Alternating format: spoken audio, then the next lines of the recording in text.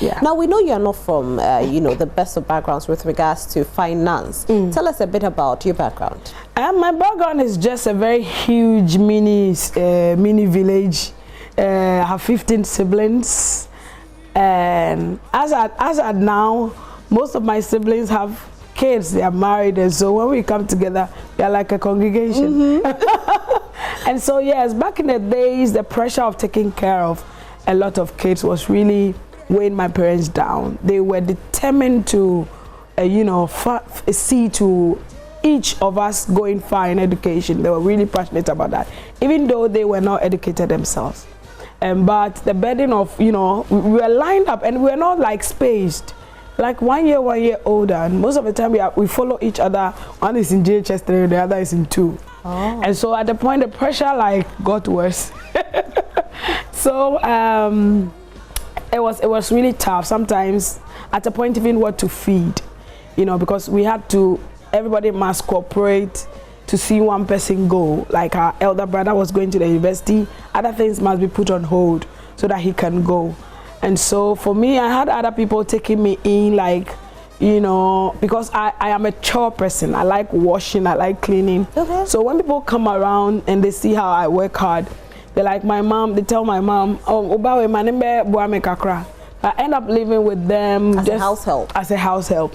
And then I did that for a lot of people, and it came with its own experiences. But in all, I realized that, fat book by now, is why didn't you bless my parents to take care of me? It was a prayer I always prayed in a deep, at a deep place. I don't understand why my parents are alive. It's different when your parents are late and you are struggling and you have to fall on other people. But when your parents are alive and you have to still be like an orphan, in somebody's house.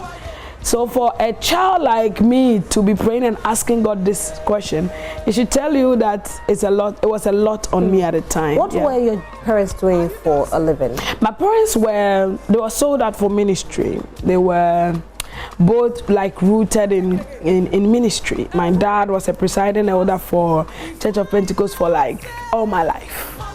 And my mother was just a petty trader. She was very forceful, but at the point she got ill. That illness that never goes away. And then old age also set in. And so that was her story.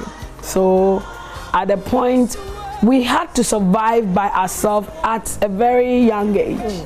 You have to think of paying your fees. And so when you come back from school, you need to think of what to sell and raise money for the following morning, your school, money. So what were some of the things you sold? What haven't I sold? I've sold corn, I've sold charcoal. I've actually carried charcoal on my head to sell. I've sold cocoa, yes. I've sold cocoa, so in the morning, the first business was, when my school shift is in the afternoon, I did breakfast, the cocoa that people, the Hausa cocoa. Yeah. I do it and I carry it out to sell. So it sells really fast. So by 6, by 8 I'm done selling. So I prepare for school shift, and then when I come back from school, I sell beans. Yes. You do gobe? I do gobe. So I started doing gobe, not be today. Wow. When people come to my restaurant and they taste our gobe, they know that this gobe has come from somewhere. How old were you when you were selling gobe? You were preparing gobe. I was a teenager. And fortunately, where we lived was very near to a big school. So the kids were our #1 customers. So they bought really fast and it went. So it's like you're able to do that, and just for the little you can, wrap your hands around with to survive. Yeah. So that was how it was. For me, it was hard for me to make a lot of profit compared to my other siblings, because I had this soft heart. When somebody is hungry, I'll give them the food for free. And so my mom doesn't really like me selling much because because then somebody will be trim crown coming to now. I'll give the person the food to eat. I'm like why? So when did it all end?